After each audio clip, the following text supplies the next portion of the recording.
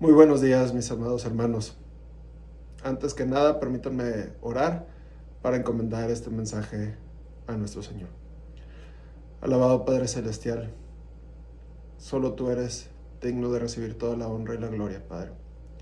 Solo tú eres el único Dios vivo y existente que merece ser alabado, Padre. Gracias, Señor, te damos por este día. Por la oportunidad te doy de compartir tu palabra. Por favor, Señor, permite que podamos elevar este mensaje de tal manera que llegue a los corazones de las personas que necesita que llegue este mensaje. Gracias, Señor, por la inspiración y por tu palabra que es siempre viva y eficaz. Todo esto, Señor, te lo pido y te lo encomiendo en el precioso nombre de nuestro Señor Jesucristo. Amén. Pues bien, mis hermanos, el día de hoy voy a comenzar con un pequeño chiste. Estaba en una reunión de jóvenes, un pastor, y le preguntan los jóvenes: oiga, pastor, si usted pudiera quitar un versículo de la Biblia, ¿cuál sería y por qué? El pastor se sonríe y les dice: pues bueno, si yo pudiera, mis hijos, pues sería quizás el de Malaquías 3:10, porque pues trata sobre el diezmo. De esta manera, pues la iglesia podría salir y los congregantes podrían salir de la iglesia con el bolsillo lleno, pero con la conciencia tranquila. Posteriormente añadió: pero el que yo quitaría sería Santiago 1:2. Tened por sumo gozo cuando os halléis en diversas pruebas, porque sinceramente, mis hermanos, cuando se nos poncha una llanta, se nos descompone el carro, o nuestro jefe nos quiere correr, o nos caemos en la calle, pues lo menos que pensamos es gritar: aleluya, gracias, Señor. Bien, este chiste me hizo reflexionar mucho y me di cuenta de que es muy difícil ser un verdadero cristiano y siervo fiel del Señor. Es una auténtica forma de vivir. Es más que simplemente decirlo, congregarse un par de horas a la semana y dar un poco de dinero y decir: ya cumplí lo que viene. Es por esto que el mensaje de hoy es: amar es para valientes.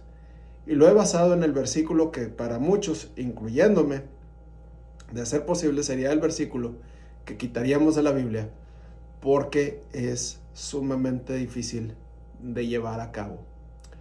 El contexto completo lo vamos a basar en Mateo 5, de los versículos 38 al 48, y veremos si ustedes también quitarían el mismo versículo que yo pensé. Primeramente, el contexto. Nuestro Señor Jesucristo viene a dar un mensaje de muchísima relevancia. Era el Sermón del Monte, que explicaba que todas las bienaventuranzas de seguir a Cristo y las bendiciones que se reciben por medio de Él y una serie de mandamientos. En este sermón, en Mateo, da un significado muy fuerte para el pueblo de Israel, dado que se estaba presentando como un auténtico maestro y era un maestro muchísimo mejor que Moisés. Porque si bien nuestro Señor Jesucristo, como dice en este mismo pasaje, en todo este capítulo de Mateo 5, vino para que la ley se cumpliese, pero vino a revolucionarla y subió al monte a predicar, así como Moisés les hablaba al pueblo, pero revolucionado en una manera de vivir más apegado a la justicia, pero conforme al corazón de Dios. En este pasaje nos invita a ser la luz y la sal del mundo. También hizo una distinción muy particular sobre el pecado, dado que en ese momento los israelitas pensaban: si simplemente lo pienso y no he cometido ningún delito ni ningún pecado, pues es mi excusa para poder seguir infringiendo esta ley. Y les dice: el simple hecho de mirar a una dama con deseo ya está adulterando en su corazón, y les insta a no cometer estas iniquidades y deshacerse de aquellas partes del cuerpo que les fueran ocasión de caer. También nos invita a no jurar en vano y no a usar su nombre de esta manera. Si nos dice: si tu decir es sí, que sea sí en tu actuar; si tu decir es no, que también sea en tu actuar ese no. A continuación, voy a detallar el contexto del pasaje en el que nos vamos a centrar. Mateo 5:38 nos dice: oíste que fue dicho, ojo por ojo y diente por diente. Nuestro Señor Jesucristo cita textualmente lo que estuvo escrito en la ley. tanto en Éxodo 21:24, como en Levítico 24:19, como en Deuteronomio 19:21. Esto fue conocido como la ley del talión. Ahora bien, aquí abro un paréntesis del contexto. Este objetivo, al contrario de lo que pueda pensar mucha gente apóstata o que incluso sean agnósticos, quieren promover que esta ley, que estaba marcada en la Biblia, era una situación muy vengativa, muy maléfica y que la intención era hacer el mal. Sin embargo, el objetivo era todo lo contrario. Era poder limitar lo que era una venganza, sobre todo una venganza desmedida.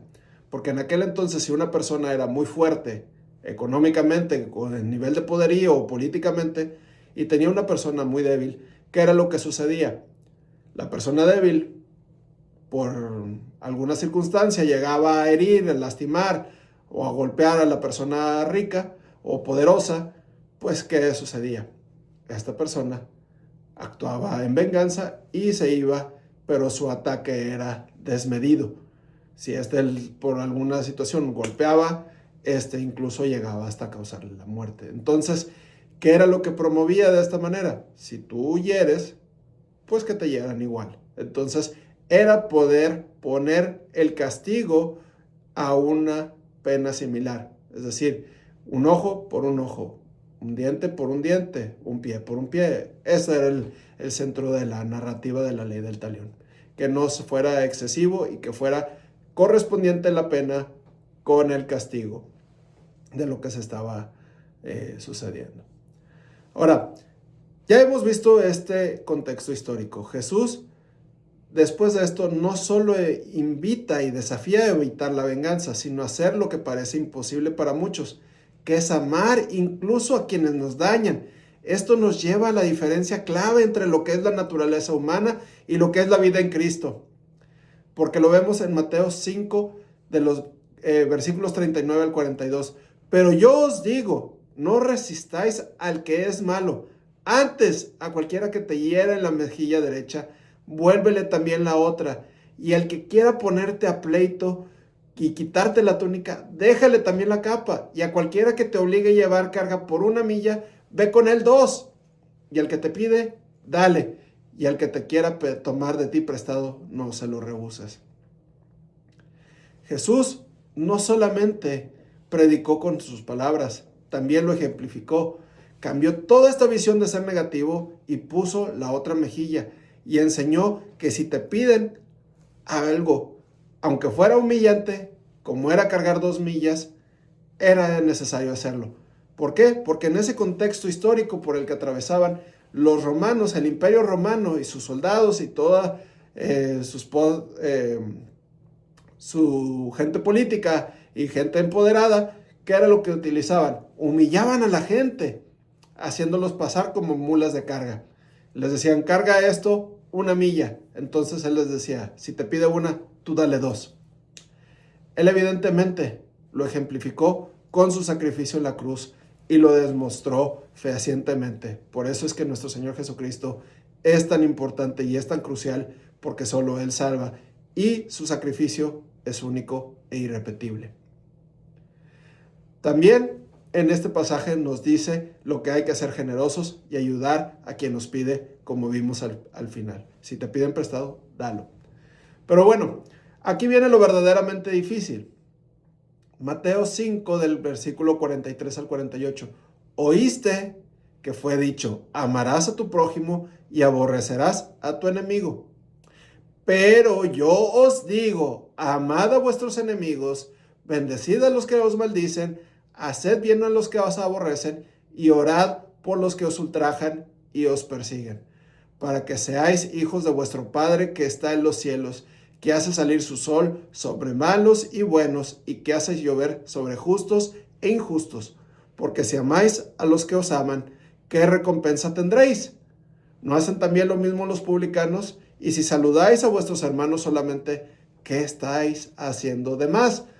¿No hacen también así los gentiles? Sed pues vosotros perfectos como vuestro Padre que está en los cielos es perfecto.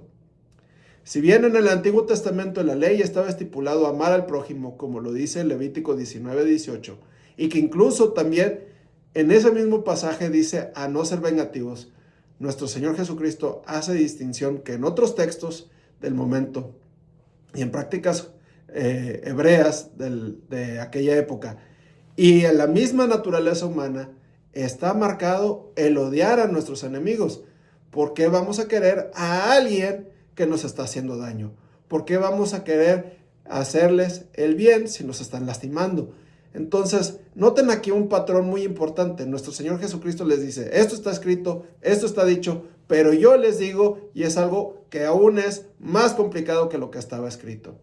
Por eso les afirmo y les digo, el versículo 44, creo que muchos de ustedes van a coincidir conmigo. Es el versículo que si se pudiera quitar, lo haríamos sin vacilar.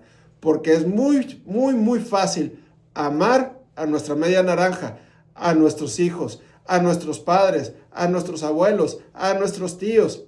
¿Por qué? Porque es nuestra familia. Porque de alguna forma le tenemos un cariño. Y ellos nos tienen ese cariño. Entonces, porque nos aman, les amamos. De igual manera, esto lo hace muy difícil. Pero amar realmente a alguien que nos ha dicho una maldición, que nos ha deseado el mal, que nos ha maltratado, que nos ha lastimado, eso es sumamente complicado.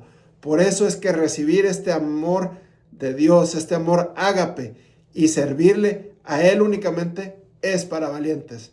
Ser hijo de Dios es entender que el sol sale para buenos y malos, justos e injustos, pero sin embargo, nuestros tesoros de los que somos justos, de los que hemos sido santificados y purificados por su nombre, somos justos y por eso nuestros tesoros están en el reino de los cielos y el de los injustos está en el infierno. Nuestro Señor Jesucristo lo explica muy claramente diciendo, ¿qué recompensa es amar a alguien que te ama? ¿Qué recompensa hay en esto? Por eso es que nuestro Señor Jesucristo nos invita a ser mejores cada día e intentar ser perfectos como lo es nuestro Padre Celestial. Es ahí donde está la diferencia del ser verdaderamente cristianos y el seguir a nuestro Señor Jesucristo. El punto número 2, hacemos una diferencia entre lo que es la naturaleza humana y ser cristiano. En estas últimas semanas he visto en redes sociales y en el movimiento que hay una creciente corriente de renovación y de crecimiento espiritual en varios sectores de la sociedad americana. Es de notar cómo a falta de figuras evangélicas, es decir, ya no hay un Billy Graham o alguien de ese renombre que nos esté pudiendo instruir o llevando a gente al evangelio. Personas seculares han tomado este liderazgo. Les había comentado en la última ocasión que el podcast más importante de Estados Unidos, el de Joe Rogan, había estado tratando con Mel Gibson. Y Mel Gibson presentó su testimonio de cómo es la renovación espiritual que uno puede tener en nuestro Señor Jesucristo. En estas semanas ha habido mucho estas condiciones. ¿Por qué? Porque precisamente en otro podcast tuvo mucho realce, porque se pusieron a debatir un ateo muy famoso, que no voy a mencionar su nombre para no darle publicidad, contra un debate de un apologista del evangelio de nombre Wesley Hoff. Este chico Wesley es de origen canadiense. Y este ateo le trataba de debatir. Y cualquier cosa que él le decía, este chico Hoff, este apologista, le rebatía y le contemplaba todos sus argumentos con palabra, con datos, con precisiones muy, muy específicas que no podía haber espacio para la duda. Entonces, ¿qué es lo que sucedió? Todos o la gran mayoría de los seguidores del ateo dejaron de seguirle e incluso lo empezaron a insultar. Y una gran parte de sus seguidores dejaron el ateísmo y creyeron y convirtieron su vida a nuestro Señor Jesucristo, precisamente derivado de este debate que se suscitó. Entonces, esto me llevó en esta semana a meditar y a reflexionar. ¿Por qué es tan difícil para varios hombres creer en Dios y sobre todo en la gracia de nuestro Señor Jesucristo? La conclusión a la que llegué es que en efecto no es para todos, es solo para los valientes. que desean entregarle su vida, ser renovados, seguir y amar de verdad a nuestro Señor Jesucristo. La palabra lo dice, para que todo aquel que en Él cree no se pierda más, tenga vida eterna. Por eso es que el creer y el amar a Dios y a nuestro Señor Jesucristo es sumamente difícil, porque es un sacrificio que para muchas personas parece ciencia ficción, pero es la realidad y solo nuestro Señor Jesucristo es el que salva. Para muchas personas es muy fácil creer en políticos. Por ejemplo, a mucha gente en México creía que Andrés Manuel, el expresidente, era un político honesto, que solo vivía con 200 pesos en la cartera y creo que casi iba a renovar por completo el país y que iba a ser un México totalmente nuevo. Para muchos en las campañas políticas de Estados Unidos, unos creían en la señora Kamala y otros creen en el presidente Trump, que iban a transformar este país y que lo iban a hacer muy distinto. Si bien creo yo que el presidente Trump está implementando leyes muy favorables para los principios bíblicos, como el reconocer únicamente dos géneros, masculino y femenino, volver a poner la oración en las escuelas, que se había perdido, restaurar este sistema educativo de este país, no deja de ser un hombre, con sus fuerzas limitadas. Y la palabra lo dice, y es muy similar en otros ejemplos al nivel humano. Hay muchos otros países donde la gente se ha dejado guiar por un hombre y no ha puesto su verdadera confianza ni su compromiso permanente en la palabra ni en los mandamientos del Señor.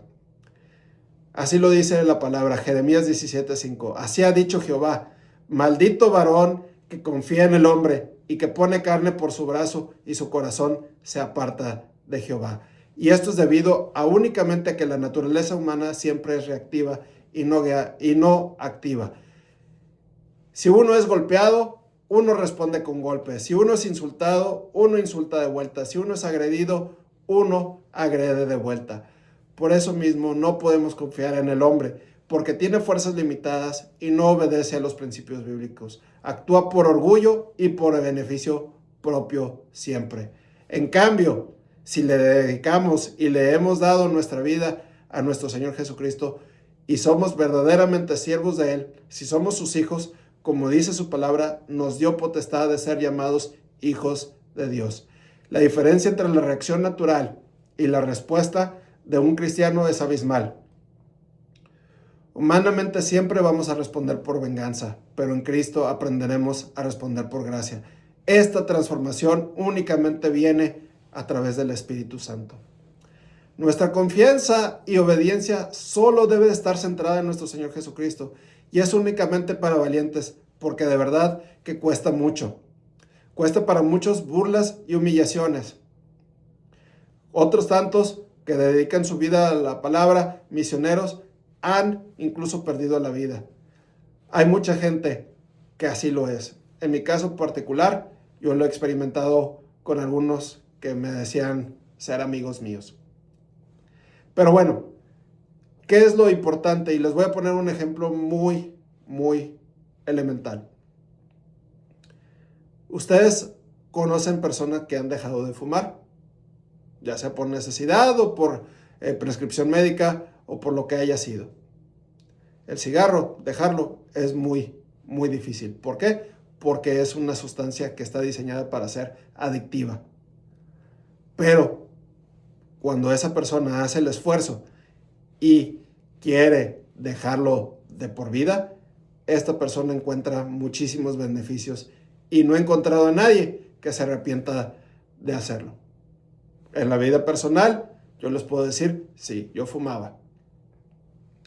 Y mi proceso fue cuando yo le entregué mi vida al Señor, conscientemente de lo que estaba haciendo. Y le dije a mi esposa, este es el último cigarro que me fumo en mi vida, lo apagué y no he vuelto a tocar uno desde ese momento. Lo aborrezco en la actualidad. Pero algo que sí les digo es que prácticamente los beneficios se notan de inmediato y es ahí donde nos damos cuenta de que es muchísimo mejor este proceso que lo que teníamos antes. No vuelvo atrás. Ahora bien, Por eso mismo decía el salmista, es mejor un día en tus atrios que 1000 fuera de ellos. No volvamos como el perro al vómito. Por favor, mis hermanos, esta decisión es crucial para seguir a nuestro Señor Jesucristo. Involucra ver su favor y se vuelve mucho más fácil cuando uno logra comprender ese amor que Dios nos tiene para nosotros, porque es un amor ágape, a pesar de todas las cosas. Él nos amó primero, por eso es que lo tenemos. Efesios 3 del 17 al 19 nos dice, para que habite Cristo por la fe en vuestros corazones, a fin de que arraigados y cementados en amor, seáis plenamente capaces de comprender con todos los santos cuál sea la anchura, la longitud, la profundidad, la altura, y de conocer el amor de Cristo que excede a todo conocimiento, para que seáis llenos de toda la plenitud de Dios. Esto es impresionante y aquí vale la pena decir un aleluya, porque es conocer el amor de Dios. Estoy seguro que nuestro Señor Jesucristo, si me estás oyendo y lo has recibido, un día llamó a tu puerta de tu corazón, o quizás lo está haciendo en este momento, y quiere que seas así de valiente para comprender y vivir en su amor, y que por fe lo tengas viviendo en tu corazón y actúes conforme a su voluntad, y siempre estés creciendo en su amor y en su conocimiento. Lo importante es poder amarlo valientemente como para seguir su ejemplo y poner la otra mejilla e incluso bendecir a los que nos insultan. 1 Corintios 13:13 nos dice, y ahora permanecen la fe, la esperanza y el amor, estos tres, pero el mayor de todos es el amor. Así que mis hermanos, tengan esa fe, tengan esperanza, pero tenga y de el amor que nuestro Señor Jesucristo le dio. El tercer punto es que no podemos jugar a la iglesia, ni podemos jugar a ser cristianos. Y lo digo por lo siguiente. En alguna ocasión le preguntaron a Gandhi que qué opinaba del cristianismo y le dijo, yo amo a Cristo, pero no amo a sus seguidores. Y aquí vale la pena la aclaración del contexto. Él y su pueblo hindú sufría la opresión de los británicos, que pues evidentemente por historia, por cultura, por sociedad, eran de fuente cristiana, ¿no? Pero siendo sinceros, mis hermanos, ¿a cuántos hermanos conocemos de la iglesia que incluso son hasta pastores? Y digo hermanos, pero no viven realmente una vida cristiana. No le han entregado verdaderamente su vida al Señor. Pero esto no nada más sucede en el cristianismo. Esto sucede en todas las religiones. Hace tiempo oía a un rabino que decía que a él le constaba ver cómo muchos de sus congregantes en su comportamiento eran verdaderos animales.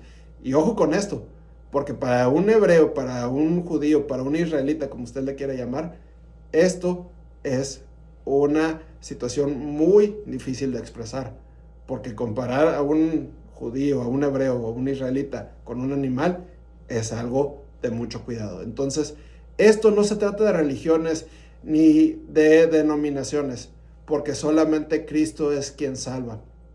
Amarlo de verdad y seguirlo de verdad es incluso actuando cuando nadie nos ve. Es ahí donde está la verdadera alabanza, cuando nadie te ve. Es por eso, mis hermanos, que les digo y les hago esta analogía. ¿Qué sucede si nosotros vamos a un partido de fútbol? Vamos a decir un Real Madrid-Barcelona, que es un ejemplo internacional. Si vamos y somos seguidores del Real Madrid y estamos en Madrid, pues evidentemente la mayoría va a estar vestida de color blanco, porque ese es el color del equipo local. Y si uno es fan de este equipo, pues va a ir con los colores de la indumentaria de este equipo. ¿Y con quién vamos a buscar juntarnos? Pues bueno, con otros que estén vestidos de blanco. ¿Por qué? Porque pues estamos en la misma sintonía, no sabemos las mismas porras, sabemos quiénes son los jugadores, y por eso es que es necesario que incluso si se llegase a presentar, pues bueno, tengas algún cierto respaldo si es que hubiera alguna agresión del equipo rival o de los seguidores del equipo rival. Pues es igual así en la vida, mis hermanos. ¿Cómo va a identificar ustedes a los verdaderos hermanos? ¿Cómo va a saber quién es su verdadero hermano? Pues aquellos que siguen y que tratan de ser imitadores de aquel a quien servimos y que dio su vida por nosotros. Tenemos que ser siempre congruentes. Juan 4:23 dice: mas la hora viene, y ahora es cuando los verdaderos adoradores adorarán al Padre en espíritu y en verdad, porque también el Padre tales adoradores busca que le adoren. Entonces, mis hermanos, les exhorto a que se congreguen y que busquen permanecer en constante alabanza a nuestro Señor Jesucristo. Que su vida, si fue realmente transformada y restaurada, ustedes buscarán, porque me consta en mi vida personal que ustedes buscarán y estarán en constante comunión. Por esto, mis hermanos, voy a hacer una distinción. ¿A quiénes y a cuántas personas usted les dice Dios te bendiga? Lo decimos como una muletilla de Dios te bendiga, o realmente lo decimos deseando el bien. Esto en mi vida personal, les confieso, sí me había sido muy difícil.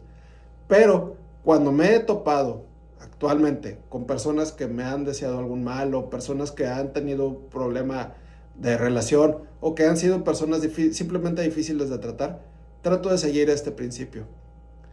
Y créanme que eventualmente sus actitudes van a cambiar, o el Señor las quita de su camino y no les estorban más, ni les hacen ser tentados a caer. En la actualidad, hace poco, tenía una compañera de trabajo aquí en la universidad que fue electa como moderadora del Senado. Es una parte de nuestras reuniones como maestros de la universidad. Y pues bueno, ella sinceramente siempre había tenido roces conmigo. Yo le había puesto al Señor su vida y le había dicho: Señor, por favor bendícela, bendice su camino. Y esta persona ha cambiado. De hecho, me invitó a participar con ella y ahora yo soy comoderador del Senado en estas discusiones o en estos grupos de trabajo que tenemos dentro de la universidad. Ha sido un cambio que yo no me lo esperaba, sinceramente. Pero bien, nuestro Señor Jesucristo, ¿a qué vino? Vino a darle vida en abundancia. Por eso mismo, mis hermanos, mantengamos nuestra mirada puestas en Él, porque no sea que nos ocurra como en Hebreos 2:1. Por tanto, es necesario que con más diligencia atendamos a las cosas que hemos oído, no sea que nos deslicemos. Aquí, mis hermanos, les voy a contar una anécdota que creo que me parece muy pertinente. Cuando yo era joven y me congregaba con mis padres, tuvimos una maestra de escuela dominical que nos dijo: una vez salvos, salvos para siempre. No importa lo que hagas, vas a ser salvo siempre. Y eso me chocaba. Y les voy a contar el por qué me chocaba, porque ustedes conocen a un personaje que es Marilyn Manson. Para todos es conocido que este señor pues sirve al enemigo. Este señor en su niñez fue de crianza bautista. Y pues asumo yo que por el mismo congregarse en una iglesia, en una congregación evangélica, pues en algún momento le entregó la vida al Señor Jesucristo. Entonces le entregó la vida al Señor Jesucristo, pero después se fue con el otro lado y empieza a predicar al enemigo. Pues creo que eso no es factible, y eso era lo que a mí me causaba conflicto. Entonces yo fui y le comenté esto a mi papá. Y mi papá habló con el pastor y pues bueno, empezamos a conversar y nos reunimos los cuatro: mi padre, esta hermana que era la maestra de escuela dominical, este pastor y un servidor. Y aquí, bueno, hago una aclaración. Hay dos escuelas de pensamiento: la escuela calvinista, que dice que una vez salvos es salvo para siempre, y una escuela arminista wesleyana que también dice que pues es todo lo contrario, que la salvación sí se puede perder. Entonces, aquí hago una aclaración: ni Calvino, ni Arminio, ni Wesley murieron por mí en la cruz del Calvario. Solo mi Señor Jesucristo fue quien murió y padeció por mí y clavó mis pecados en la cruz. Si bien ¿qué es lo que yo he podido aseverar? Es que si uno está en Cristo y uno permanece en Cristo, uno no tiene por qué perder la salvación. Entonces, y les voy a decir algo más, nuestro Señor Jesucristo sabe, y nuestro Padre Celestial sabe quién verdaderamente le está entregando su vida, y lo dice Jeremías 17, 9 al 10. Dice, engañoso es el corazón más que todas las cosas y perverso. ¿Quién lo conocerá? Yo, Jehová, que escudriño la mente, que pruebo el corazón para dar a cada uno según su camino, según el fruto de sus obras.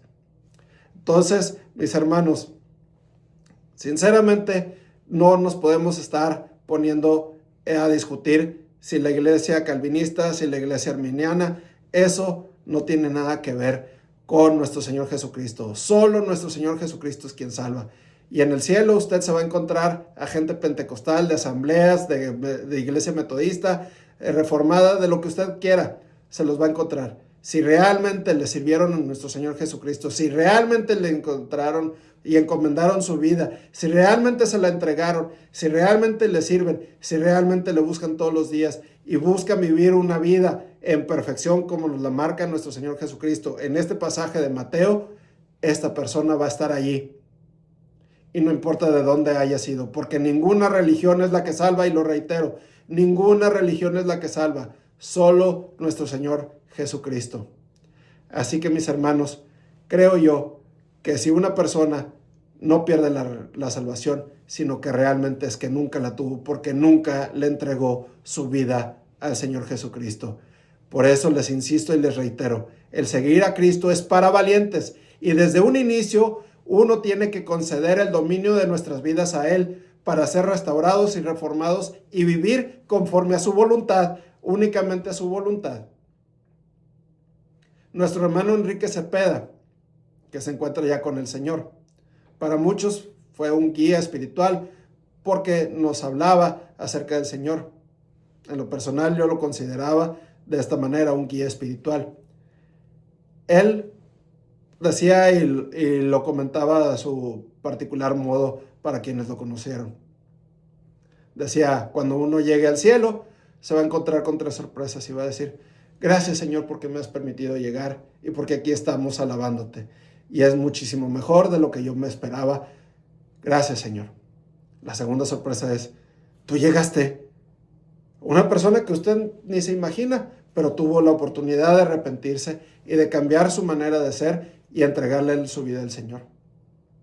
Y la tercera gran sorpresa va a ser, ¿dónde está aquel predicador, aquel misionero, aquel evangelista? ¿Dónde está? Se perdieron.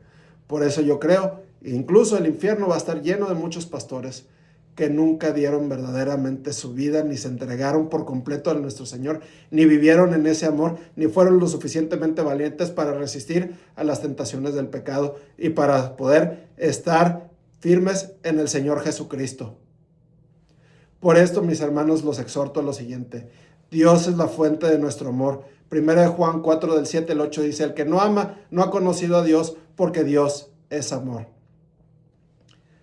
Mis hermanos, nunca van a poder forzar esta actitud positiva, porque sinceramente solos usted y yo no lo podemos hacer por nuestras propias fuerzas.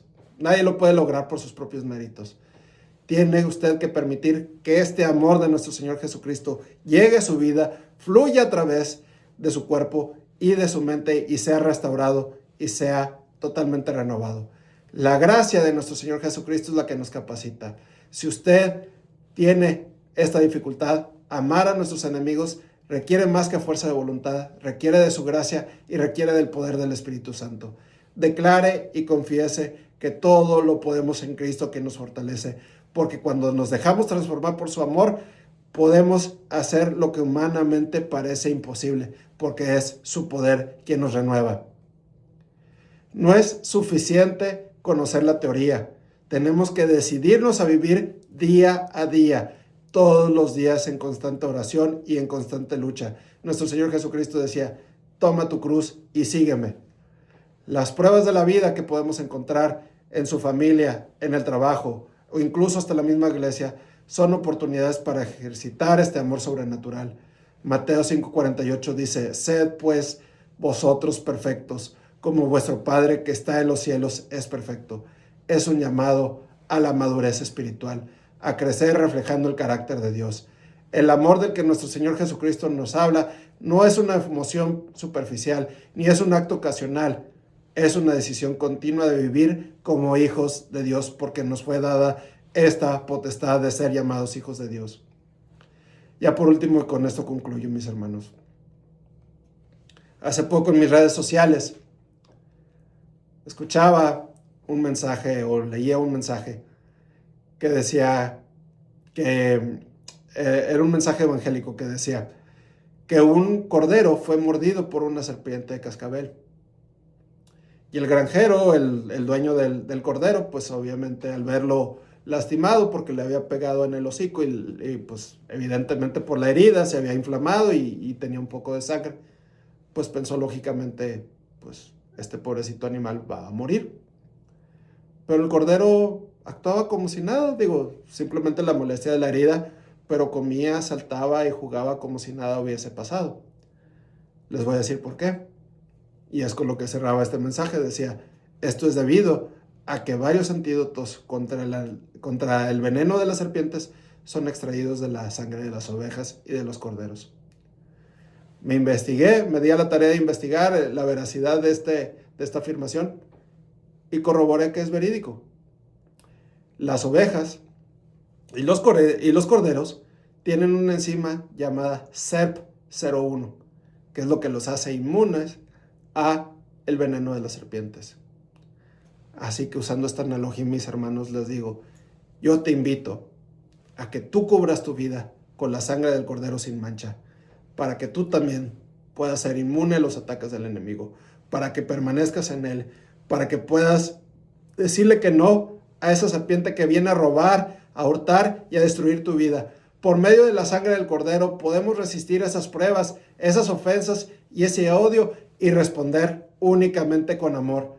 Les invito hoy a tomar esa decisión valiente de entregarle verdaderamente su vida al Señor, que no viva su fe a medias, que podamos ser esa luz, que reflejemos a Cristo, pero que extendamos el amor y este amor que transforma vidas. Es solamente este amor de nuestro Señor Jesucristo en nosotros que podemos experimentar este cambio radical. Cuando uno experimenta este cambio radical, se vuelve como un barril sin fondo. Busca más y más y más y no se aparta, porque es una transformación total y radical de su vida. Así que, mis hermanos, si tú me estás oyendo y tú nunca has recibido al Señor en tu corazón como tu Salvador, te invito a que lo hagas en este momento. Y después nos unimos todos en oración. Sígueme en oración si tú no lo has recibido antes. Padre Celestial, te agradezco tanto por la vida que me has dado. Te agradezco tanto por el sacrificio de nuestro Señor Jesucristo en la cruz. Te acepto en mi corazón en este momento. Te entrego mi vida. Renuévame, transfórmame. Hazme una criatura nueva, como dice tu palabra. Cámbiame, purifícame, Señor. Escribe, por favor, mi nombre en el libro de la vida. Hazme una persona que solo te busque a ti, que busque tus principios, que siga tu ejemplo para compartir a otros. Ya no quiero volver atrás. Ya no quiero volver atrás.